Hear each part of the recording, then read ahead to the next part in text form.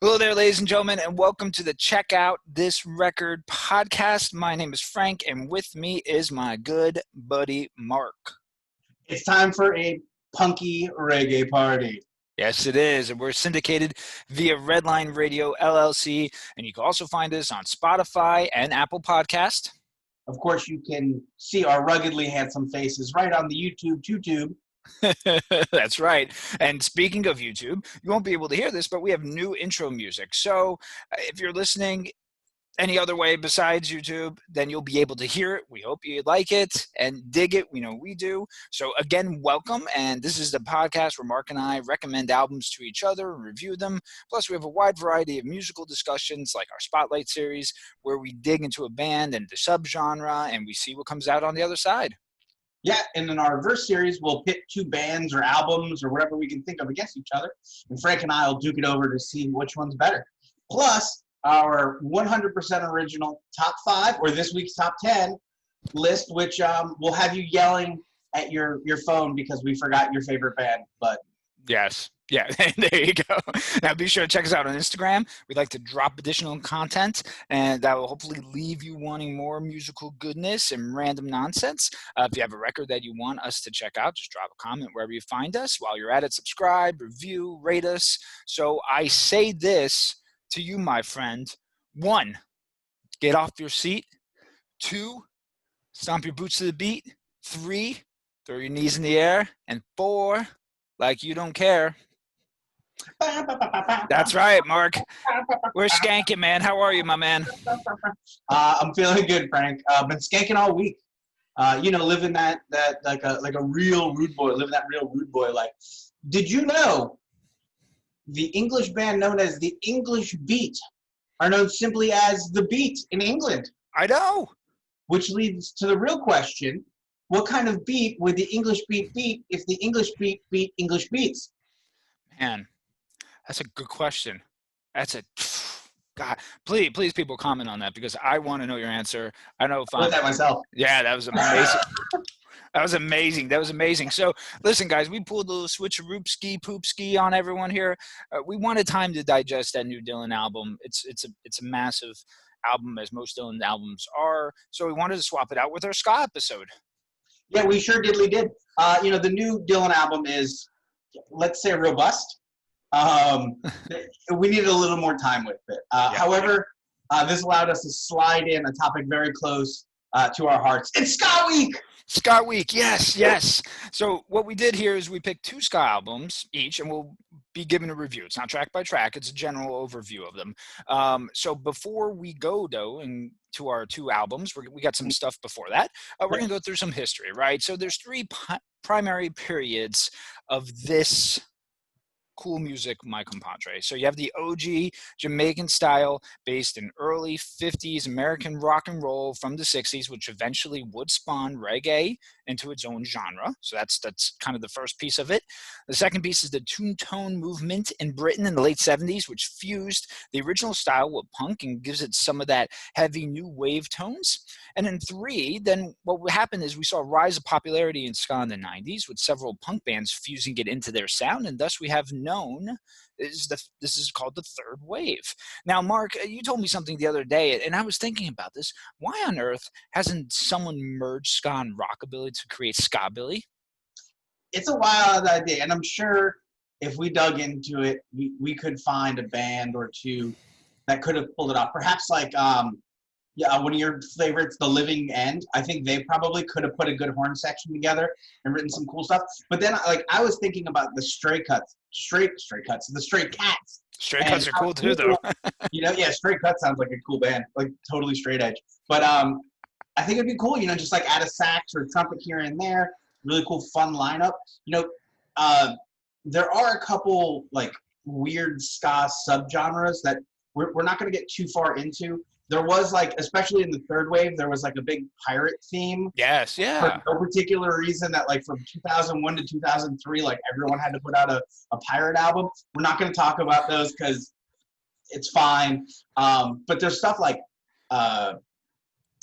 doom ska, really heavy, almost heavy metal like ska. You get, of course, there's Christian ska because they can't do anything original. But you get all like these kind of like fun little offshoots of ska where it's really just like, hey, we decided to add a horn section, and you know what? Quite frankly, it works, and it's a lot of fun. Yeah. Possibilities are endless, right? Yeah, totally. And at least it's and it's not Catholic ska, it's Christian ska. So keep Yeah. keep in mind. Keep in mind. There's a 100% original. It's all organ. That's right. So, Mark, let's think back here for a second. When was the first time that you were aware of ska, that you heard of ska, band, artist? Give me all that goodness. So I think like a lot of guys kind of our age, Frank, one of the first mainstream ska bands would be the first I would hear, you know, sometime back in good old '97, the Pride of Massachusetts, the Mighty Mighty Bosstones. You know, that first album was, or not, it wasn't their first album. Their breakthrough album really was just that. It broke through. Yeah, I mean, it had hits after hit after hit. It was a massive success, and that's definitely where I got my first little taste, little taste of Reno. Yeah. Cool. What about you? So when we were first exiled from New York to Florida, I mean, when we first moved to Florida from New York, my old man worked at this place called the Sunrise Musical Theater. I know you know it. Now it's a place for Jehovah's. Yup. Anywho, we used to go to events and we saw Harry Belafonte, front row seats, Harry Belafonte. Now he did a song that probably everyone knows, the Deo song. He did a lot of comedy. Actually, he was a very talented comedian too. He did a lot of comedy on that, it was really cool. But anyway, I remember him saying that this was from his album Calypso, and that style of music influenced ska. Now that's the first time I heard the actual term for that music. Still didn't know really what it was at the end of the day. Fast forward years later, probably similar time to you, Mark, in the 90s, mid 90s, whatever, at a party, and the person was playing the Mighty Mighty Bosstones, and that's when I was like, okay, well, what is this? Because I didn't really hear anything like that before with the horns and all that stuff. So that was the first time. So like most probably our age, it was that third wave, I would say, that hit it for me. Yeah, and just on the side note, the Mighty Mighty Bosstones, hands down my favorite Christmas album anywhere. I know Frank's particular to the Frank Sinatra, but I mean, yeah, Bosstones Live on Christmas, man. Live from the Middle East, fantastic record. Anyways, it is. Yeah, Frank and I have made picks from both the second wave, the two-tone wave, and the ska punk movement. Yeah. But that's not to say the original movement wasn't awesome, because it really was. Yeah. Remember, this is the wave that would spawn reggae with its superstars like Bob Marley, Peter Tosh, and Jimmy Cliff, as well as many still popular rocksteady and dancehall bands like the Scotalites, the Heptones, and the Ethiopians. All of its waves and subgenres would cross the globe. I mean, it's just this emphatic, I don't know if that's the right word, music that just makes people happy. What can I say? Pick it up, pick it up. Yeah. Pick it up indeed. Absolutely. There's a happiness that comes to it. It's a good gathering type of music. I remember, too, in high school, just thinking when we were having the ska discussion, a lot of back and forth by people who were really into, that Bob Marley CD that everyone had, the greatest hits, where kids who were really into ska be like, well, this is kind of some ska. They'd be like, no. And really they're so intertwined, right? So It just goes to show you kind of the influence that this had. For us, I mean, we'll be honest, right? Ska punk is what we're most comfortable with because that's what we listened to for so long and we would play in the bands we were in. So this was a hard decision as far as picking two records. But, I think we did it, and it captures this moment in time. But before we do that, I'd just say we're going to do this, Mark. We're going to do a top 10 list. Yeah. Totally original. In no order. We're going to do our top 10 favorite ska punk songs. We're going to try not to include anything from the albums we're reviewing. So we're going to alternate. So, Mark, why don't you take it away with your first track, then I'll go and, that whole bit. Yeah, absolutely. Number 10 for me is going to be Choking Victims, Crack Rock Steady. Punk rock steady, off of Punk Rock Steady. Yes. One of my favorite ska punk albums, No Gods, No Masters.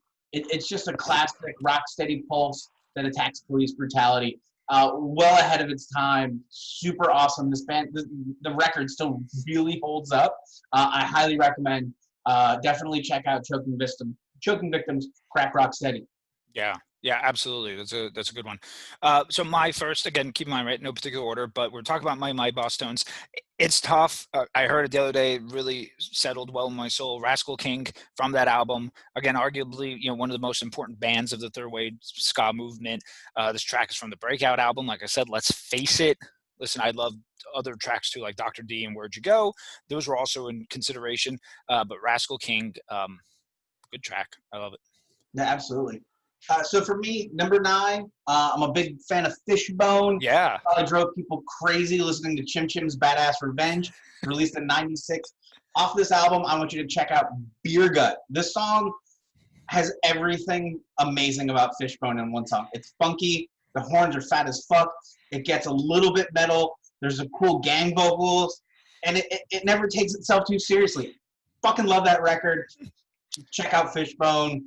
Chim Chim's Badass Revenge. Love it. Love that song. So my next one is Too Much Too Young by the Specials. Arguably some consider them the top premier ska band, right? This is from the Two-Tone era, another classic song. I just love that you're married with a kid when you should be having fun. You learn too much too young. I had the live version of that, which is great. It's just so profound. I was listening to it earlier today. Still holds up. The Specials kick ass. I love the Specials. So that was my next one.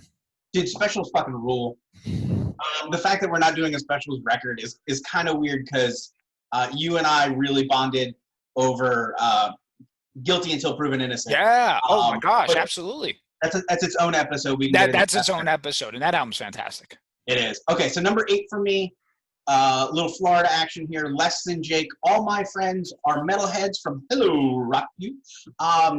This is just a perfect introduction to the band. If you're not familiar with Less Than Jake, I really feel like this is going to be like a song that will set you up for their entire catalog and leave you really happy. Plus, spoiler alert, I couldn't pick Sugar in My Gas Tank. There you go. Spoiler alert indeed. Number 3 for me is Superman by Goldfinger. I feel like most flock to hear in your bedroom. And I like their first album better than Hang Ups. Hang Ups is a great album too. But to me, Superman is a superior song, has a little bit more depth. I like the chord changes, the overall feel.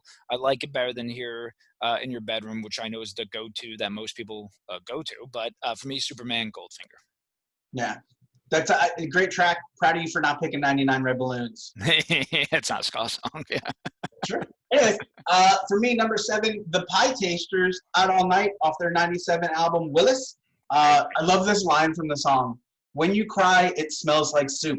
Oh, love it. Super catchy and fun. Definitely check out The Pie Tasters if you never have. They're just a fun ska band. Fun. Yeah, my wife loves them too, and that was one of the first bands we talked about when we met back in the day. So yeah.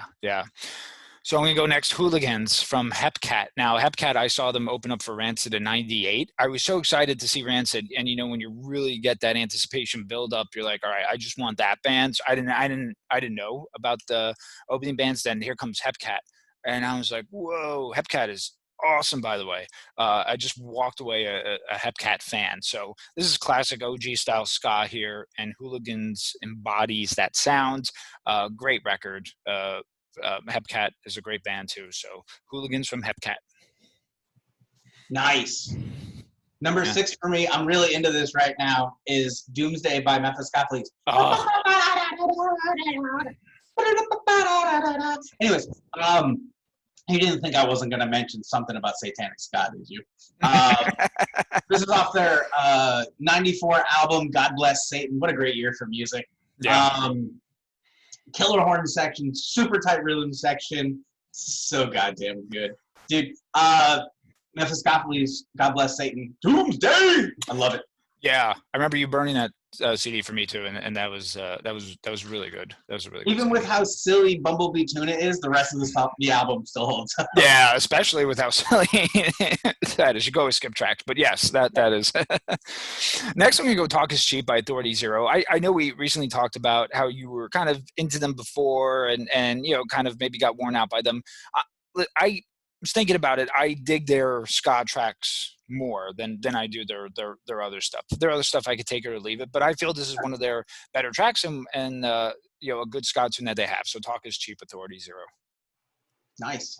So here we go. Number 5. This is my Mighty Boss Stones pick. Someday I Suppose. It's a classic song. Don't Know How to Party album, circa 1993. Classic Boss tunes. I love how Dickie breaks the fourth wall on this track.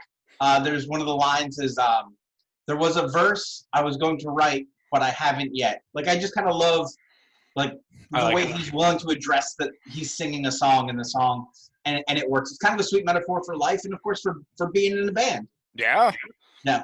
Love it. Good one. My next one is Distress from the Mad Caddies' first album. Now, my old man, one second. I'm good. It's Father's Day. There's good guys, no worries. Whew. All right. My old man, listen, he liked rock. He didn't really dig the punk stuff, but I was playing this song one day, and he really dug it. Really liked it. He liked the overall feel of it. He liked the verses. He maybe played in the house. I remember once from my mom and grandma. So he really dug this song from the first record. Super catchy, super hooky. Distress, Mad Caddies, great song. Very nice. So for me, off their first album, the Voodoo Glow Skulls, This Is, the song Insubordination. It took me a long time to pick up VGS songs, I'm not going to lie. They've got so many killer tunes. Left 4 Dead. Dude, Left 4 Dead, Shoot the Moon. Shoot the Moon. Definitely check out This Is, but also check out Band Geek Mafia, Ferme. Like just everything. Just listen to everything they do. They're super cool. They're super fun. If you ever go see them live, I got knocked out at a show, and I still want you to go see them live. How was the show you got knocked out with? Yeah, and then I woke up outside with the Slurpee. Yes. Props to Fat Joe for taking care of me through that one. Props to Fat Joe, absolutely. That was a show. I was like, what show is that? Yeah. Next, I have Rudy Can't Fail by The Clash. Listen, The Clash had a lot of cool ska songs, right? But what also drew me to this one is that we get both Strummer and Mick Jones singing in the song, and their voices sound great together. So obviously from London Calling, which is a fantastic album, that needs an episode in its own right, Rudy Can't Fail from The Clash. Yeah, absolutely. I disagree with you, but you've been more right on anything. So for me, number 3, I picked a Mustard Plug tune that we've referenced earlier. Yes. Skanking by Numbers off Big Daddy Multitude. It's just a great representative of how unimportant being serious is for ska. Mustard Plug was just awesome at being fun. Yep. I wore this yellow shirt in their honor. They're just cool, and it's one of those fun things where they're taking themselves seriously by creating a dance number. Yeah. Circa the Macarena or the Electric Slide, but making it about ska. So like it's mwah. Yeah. Good job. Absolutely. Love it. And I love that record too. I remember you giving that to me back in the day too. And that was a fun record. Next I'm gonna go Sound System by Operation Ivy, right? Perhaps the first band that did the whole ska punk thing in the US. I think, I mean, maybe the first one that I was more aware of. If you need a starting point for Operation Ivy, you start here. We don't need to tell you what happened after Operation Ivy.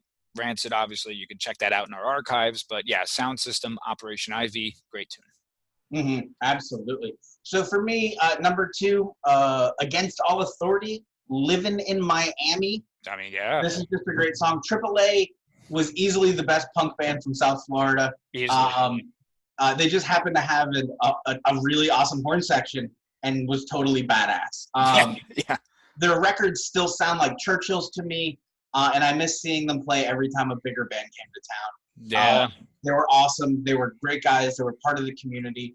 And they wrote really cool, really cutting songs about life in Miami from both kind of a suburban overview and from that the dirty streets of Miami for when they were a rocking band. Really kind of timeless for me. AAA, man, Against All Authority. Yeah, and being natives of that area too, and anyone who was here, in the late '80s and early '90s, you saw so many things occur, especially the population boom, and therefore then the cities also go kind of down too with that population boom. So, yeah, they're definitely a good authority as far as talking about that. So good track right there. So next we got Beer by Real Big Fish. Yes. Another huge band, right, for third wave ska. Although other bands became prominent in the early '90s, Real Big Fish got popular in the late to mid to late '90s, but they've had a steady stream of popularity since. From their first record, I think Beer is a fantastic ska tune. Absolutely. So my number one pick, the Suicide Machines.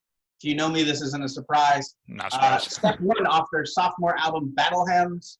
I know that's one of Frank's favorite albums of theirs. It is. Did you know that Shepard Faris, the Obey guy, the guy who does all the Obey posters and stuff? Yeah. He did the album cover for that. Oh. Fun fact. Anyways. That makes sense now.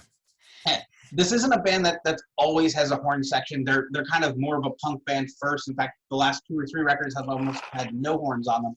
But Battle Hymns did. Step one was a great example of how they could use that horn section to really fatten up a really politically charged sound. But they were also masters of the ska sound without a horn section, which was really cool. Short, punchy, and extremely danceable. These guys were phenomenal. I said it before when we previewed the album. When their album came out earlier in March, if you see these guys, go see them. You will have a great time. Yeah, that album in particular too, Battle Hymns, always reminds me of, if another band were to take what Operation Ivy did and then make it their own, it would be them, and Yeah. it would be Battle Hymns and High Anxiety. That's another track on there. I tell you what, that song is incredible. From the first time you played that song for me, High Anxiety, I love it. Give, DDT, all those tracks, and the one you mentioned, fantastic. So my number 10, although I have an honorable mention, is Mirror in the Bathroom. It's by that the Beat English Beat band, right? And but it's a classic sounding Brit two-tone ska, and this was also on the Grosse Pointe Blank soundtrack, excuse me, which made that song also be popular. But Mirror in the Bathroom by the Beat / English Beat, that's mine. But I have an honorable mention, Mark, if you want me to. Yeah, by all means, please. All right, I will mention the honorable mention. It's a song called "You're Dead Right, Mate" by Rude Boy and the Ska-tastics. Now, what I just put in front of Mark, everyone, a nice steak in his mouth, is watering as to what band and song this is, right, Mark? I know you want to know. Tell me you want to know, my friend. I would like to know. All right, so here we go. This is fun, guys, okay? So this is a band called Rude Boy and the Ska-tastics. 30 years ago, Rude Boy and the Ska-tastics was known as a talented group who was best known for their Caribbean music, calypso, American jazz, rhythm and blues, i.e. ska. They really only had one song, but Rude Boy, he dreamt of the Ska-tastics becoming super rich and famous. So he studied, believe it or not, voodoo magic in order to fulfill their career. And what he did is he wanted to cast a love potion on their audience. So what they did is they faked their own death so they could write the perfect song and come back a year later. Now, here's the thing. Unfortunately, it took a long time to write the perfect song. And by the time they were finished writing that perfect song, people weren't into ska music anymore. So what happened is Rude Boy and the Ska-tastics, they dressed up as undead versions of themselves and returned in order to become super famous. All right, so here you go. My oldest was really, it still is, but she finished it. I was really into Scooby-Doo Mystery Incorporated, right? It's a newer take, and they do it pretty well. It's a newer take on the show. It's done pretty good, humor, and this was an episode, right? This was an episode where you had Rude Boy and the Ska-tastics. They were the villains. They dressed like monster versions of themselves. They had the song called "You're Dead Right, Mate," and the girls would go around the house skanking, and it was pretty cool. And this is the coolest part, Mark. You ready? Rude Boy and the Ska-tastics were based on the 70s British ska band The Specials. Nice. So let's put on YouTube to find this. Yes, absolutely. Right? So that's why I added that in there. Was walking by the TV one day, and I noticed the villains were a ska band. And I was like, this is awesome. And I was hooked to that episode, and it was a good laugh. So I wanted to throw that in there as an honorable mention. That's pretty awesome. I'm not gonna lie to you. Great backstory. Probably the most well thought out Scooby-Doo plot ever. I know. The worst thing is that how they took down the ska band in the episode was they got this this band. I guess they were friends of the Mystery Incorporated. It was these three Mhm. girls, and they just played like regular like kind of rock music. And I'm like, oh, I'm like, it's not even like punk to take down the ska music. It was just like this Mm. generic rock song. But Rude Boy and the Ska-Tastics, hey man, they ever come out an album, I'm getting it. So Nice, nice. all right. So I think we're going to get into that point, Mark, where we're going to go into those two albums we picked. When we alternate, if you don't mind, and I say, why don't you kick us off? Absolutely. I wanted to pick two records that really showcased the wide variety of musical landscapes ska is known for. Yeah. So my first pick is a two-tone masterpiece from 1997. It's the Toasters. Don't Let the Bastards Drag You Down. Nice. Clocks in at 58 minutes with 17 tracks, keep you dancing all the way through. Now, don't be fooled by singer Robert Bucket Hingley's voice. How do you get a nickname like Bucket? I want it. So yeah. Anyways, while he is definitely an Englishman, he relocated to the NYC, better known as New York City, in 1980 and managed the legendary comic book shop Forbidden Planet. Oh. Yeah. And Very formed cool. the Toasters with co-workers Even better. in 1981. Nice. Where, check this out. Their first show in 81, they opened for Bad Brains. Talk about making it. That show have been. Talk about making it right off the bat. Jesus. All right. Back to Don't Let the Bastards Drag You Down. Yeah. I love when an album opens with its title track. Right? Name the thing, show me the thing, what's it all about? And there's no question why. This is one of the band's most popular songs. It's catchy, it's positive, it's downright fun. The record powers through with great tracks like Running Through the World and another big track, which was the band's Weekend in LA. Weekend in LA! But the album does take some rhythm and blues breaks with songs like Devil in a 45, Daddy Cry. The classic Rude Rude Baby drives deep into the band's blues roots, while Spooky Graveyard, a personal favorite of me and Frank's, balances the record with an ominous jazz track. Pretty cool stuff. Yeah. The album also features a rocking cover of Give Me Some Lovin', which I love because Love it. I mean, you can't do Blues Brothers and not have me happy. Yes. They close the album with two awesome tracks that continue to push the band's boundaries. There's, I'm going to say this wrong, Whoyay, W-O-Y-A-Y. Anyways, Whoyay? this, like when he sings it, you know that, like, oh, that's how you spell that, or how you say that. I just can't. Anyways, it brings like a metal-esque riff and a reggae backbeat with this rapped reggae verse. It's really cool. And then they close it out with Rhythm and Pain, which is just kind of this raucous number that showcases the band's musical prowess with their instruments. And then it fades off beautifully, leaving the listener only with their thoughts feeling completely refreshed and renewed. My favorite tracks from this one, obviously, Don't Let the Bastards Grind You Down, Running Through the World, Give Me Some Lovin', Weekend in LA, and then definitely wrap it up with Spooky Graveyard. Yeah, great choice. You know, this is one of those bands that do the original version of ska justice, but then, like you said, they really put in the jazzy stuff. They have the metal-esque riffs that you're talking about. Yeah. I mean, there's rapped verses. What it does is expands on the 17 tracks, the whole musicality of the band, which is great. I love Spooky Graveyard too. I love Weekend in LA. What a great pick, man. And it was probably fun listening and revisiting that record, huh? Oh, it's a lot of fun. Definitely check that out. It's a fun one. Put it on while you're driving. Let it take you away. Just Nice. like, it's an hour long, so it's perfect. You got a long drive, throw it on and just enjoy. What do you got for your first pick? So the first one I have is the Slackers record, The Question, right? So this was released on November 20th, 1998 on Hepcat Records. This has always been a go-to to me, again, if you want that original style of ska with really no punk influence, I love, love, love, love, love the thick Bronx accent of singer Vic Ruggiero. He sings like really like an East Coast Tim Armstrong, and it's almost another mashup to me within the genre where you have ska and then having that kind of distinctive voice and sound even furthers that too. So I really like it. Speaking of the sound, very grown up, smart, catchy, and most importantly, you could dance to it. So kind of like you said, with the toasters and that whole fun element. That's basically what you're getting here. This album has a great mix of reggae and ska with rock steady and Latin beats. The song Manuel is a great showcase of that.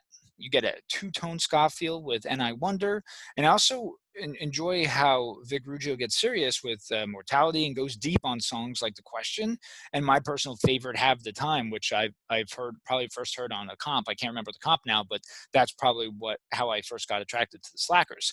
Ruggiero, by the way, just on a side note, also appears on the Life Won't Wait record by Rancid several times on several tracks. So he's got cred, absolutely for sure.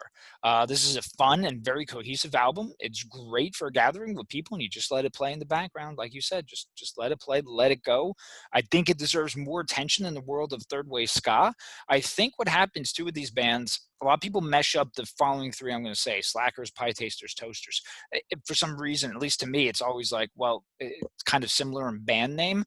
Obviously, they are different bands, but they do that original style of ska very well. I think all of them, though, should get more credit than they get. That might also be why they get lost maybe in the shuffle. This record is good full food for the soul, and the Slackers take pride in perfecting their style.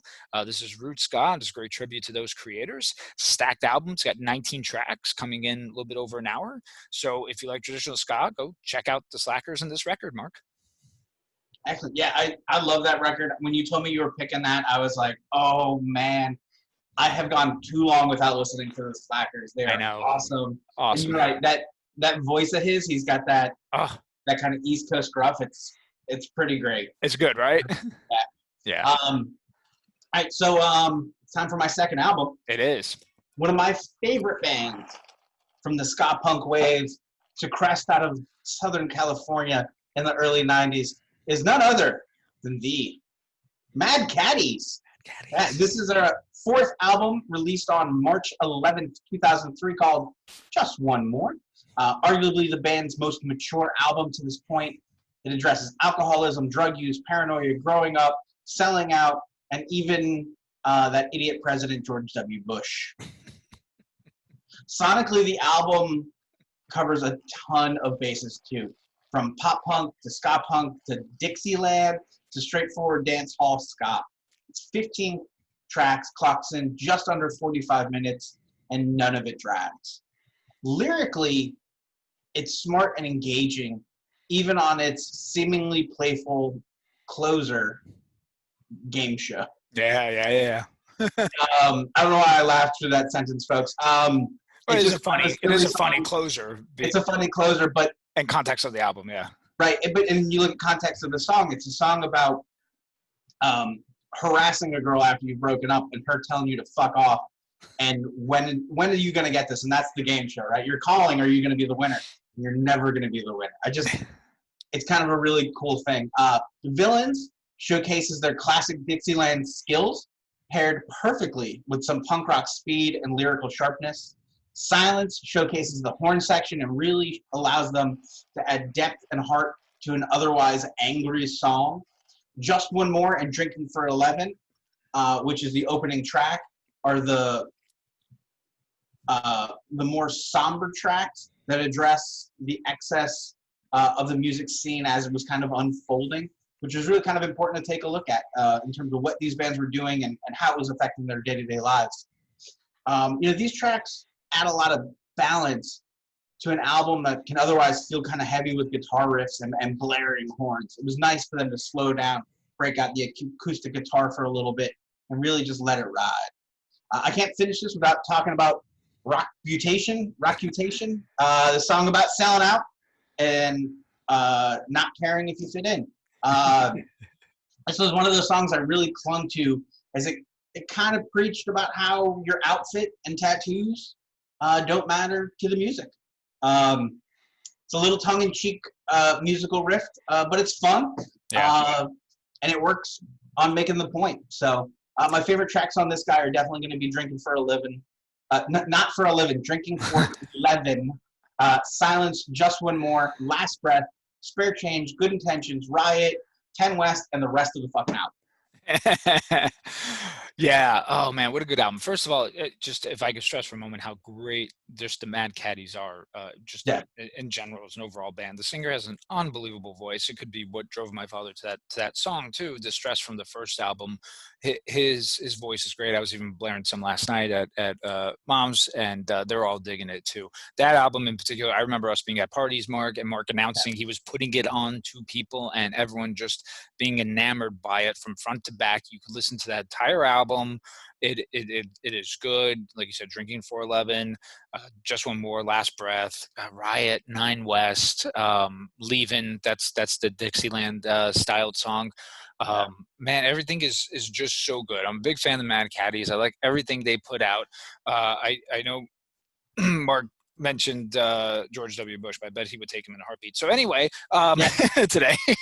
I mean, it still works. The lyrics kind of apply to Trump, but Well, yeah. It's a good. I'm not going to even comment on that anyway. Yeah.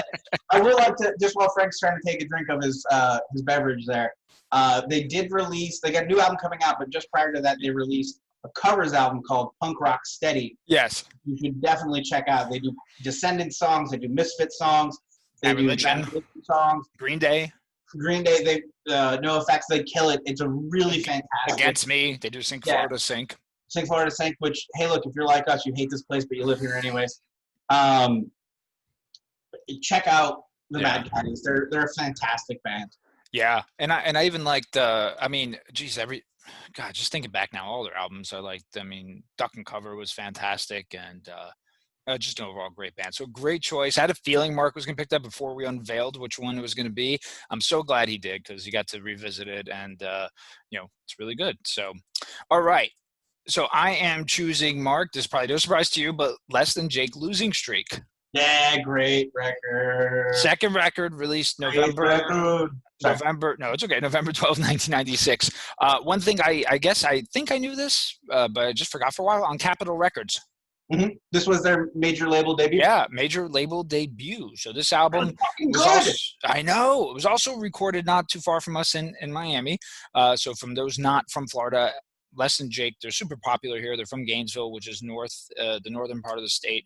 Especially when you get to that center part of the state and up, it's all big time Less Than Jake fans. Now, I know, Mark, we talked about kind of being worn out maybe a little on Less Than Jake.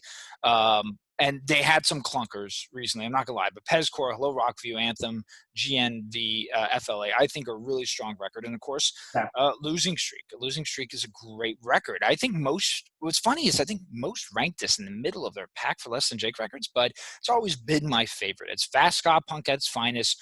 All tracks you could listen to and enjoy. There's tons of replay value here, from the opening song Automatic, Retreated, to both Chris and Roger singing, and then bam, goes right into this super fast-paced punk song, Happy Man. The album does get deep lyrically, like Ninth and Pine. Which will it be, sympathy or apathy? Which part of the human condition will I believe? Try then, it's tested. As I'm just decided, try then, it's tested. If I've had decided. And listen, it's wrapped around the shiny, fast punk music mixed with a ska chorus and of course the signature horns. Now, the album gives the listener, I think, everything you want out of a ska punk album of the third wave. As I say, of the third kind, it's like Close Encounters of the Third Kind of the third.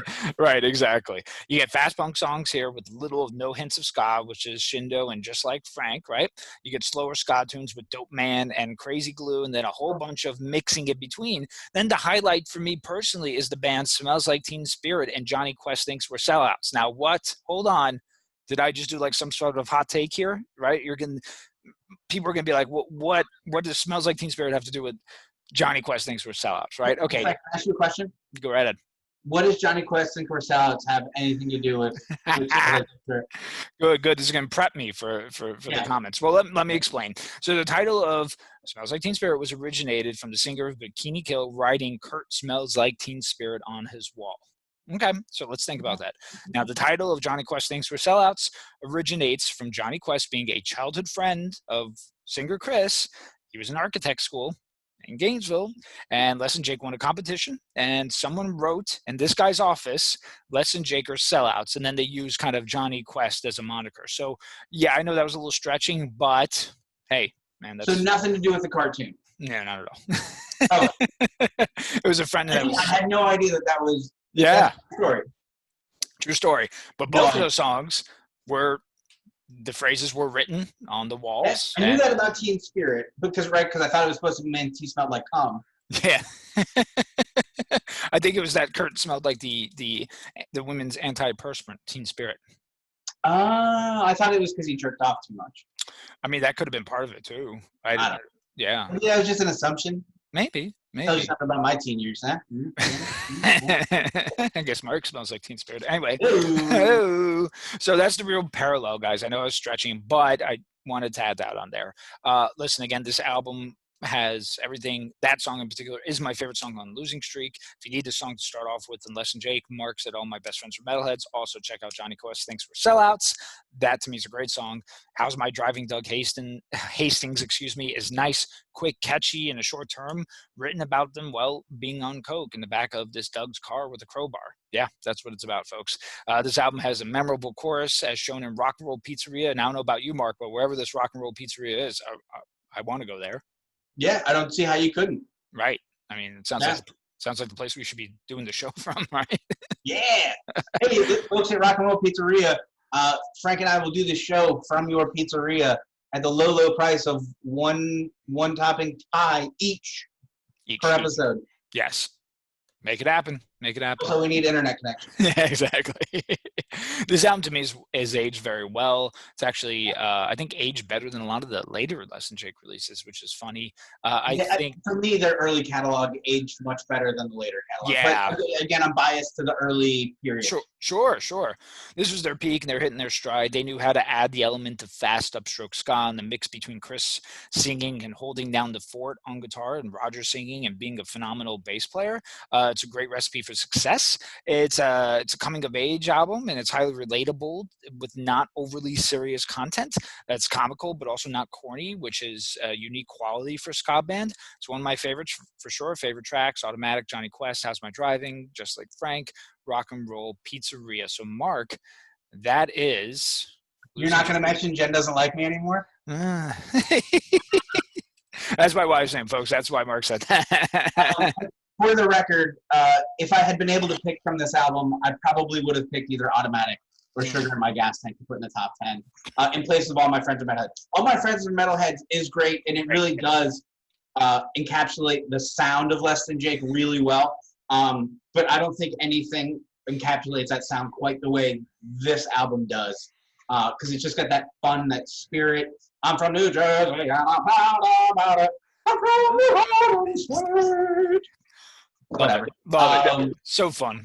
Yeah, I mean that's punk rock, right? And that's ska. It's this light attitude. It's this fun spirit. I mean, some of it gets very serious. Some of it does, but the music is still happy. The music is still happy. It's still about picking each other up and dancing to the beat. Go listen to some ska, folks. You always have to listen to ska, and then you Thursday night put on that Dylan album the one time you were going to listen to it. Check out Friday morning and see what we think, because we're going to listen to it like 24 times a piece, and it's going to make us crazy. Absolutely. Real quick funny story with Les and Jake. I think I told you this. So I saw them with AAA back in the old, God, what was it? I think Revolution Metal Edge. Factory, maybe. No, Revolution Edge, Chili Pepper, whatever they wanted to call it. Yeah. Oh, okay. Yeah. So I'm in the second level and sitting next to a guy an older gentleman who looks very familiar, and the reason why is he looks just like the lead singer, Chris, because it's his father. So the whole show, I sat next to Chris's father, which was awesome. First of all, cool dude, proud man. He knew all about all the records, gave me a little insight to everything, which was really cool. Predicted the songs that were going to be played during it. Was asking about me, and I forget when they played a whole album on YouTube, when they were doing an album where they would play the album from front to back. I think it was Borders and Boundaries. And I think before he plays the song 1989, Chris goes, we only played this once, which was a show my father was at. And that was the show, because that's when the album release was. So that was a cool experience. So always have good memories on that. Yeah, and you were sitting next to his dad. Yeah. For that memory that he has. That's amazing. That's it's amazing. Like in a dream sequence, you would be that blurry guy sitting next to his dad. That's really cool. Yeah, absolutely, man. the blurry guy. All right. Well, I think we've hinted as to what that next episode is, Mark. So, let's go ahead and talk about it. It's an intimidating task. I'm not going to lie. It's because we're looking at the new Bob Dylan album, Rough and Rowdy Ways. It's his 39th album. And dude, 39 album? Yeah, I know. Mark just hated me right there for seeing. No, I mean, like, look, hey. That's a lot of records. I know. I mean, the Stones don't even have that many records. He's so prolific, man. It's his first since 2012's Tempest. Lots of 6 and 7 minute tracks here. We got even a 9-minute and a 16-minute song, which is really remarkable if you think about it and his age. He's a poet, absolutely. I mean, I like the few tracks I've heard this far, but I'm stoked to really give it a thorough listen. Yes, it is intimidating, but Mark and I, damn it, we're up to the challenge. Yeah, I mean, Dylan's been such a looming figure over rock and roll, right? 39 albums. Holy crap, man. It's just an astounding amount of output. I'm interested to see what 2019, 2020 from his lens, looking at the world's going to look like. Because, when 2019 ended, a lot of us were like, well, that was the worst year ever. 2020 said, hold my beer. So it should be interesting to see where the legendary Bob Dylan comes up on the world, because what else could this album be about but the entire fucking world? Well, what's cool about it too, and knowing Dylan, obviously he's going to comment on things and reading an article that will definitely touch base on during the episode. He also hates the things that say that he's commenting on things. Like, I don't think he ever wanted, that's why he strayed away in the early days from disassociating himself even from being the political person, even though he was writing about the commentary of it. I just think he wanted to be this voice where he just said his views and then kind of leave it from there. But he's such an interesting figure. Hey, look, Frank, just because I ordered this pizza doesn't mean I like this pizza. There you go. That's it. There you go. That's it. Right. Just because I covered it in Parmesan cheese and just an extra sprinkle of red chili flakes doesn't mean that I want this pizza. I ordered it specifically this way. Yep. I had to crisp the pepperonis before putting them on. Doesn't mean I like it. That's so true, my man. So it's gonna be fun. It's gonna be fun. Like I said, I know we like the tracks that we heard already.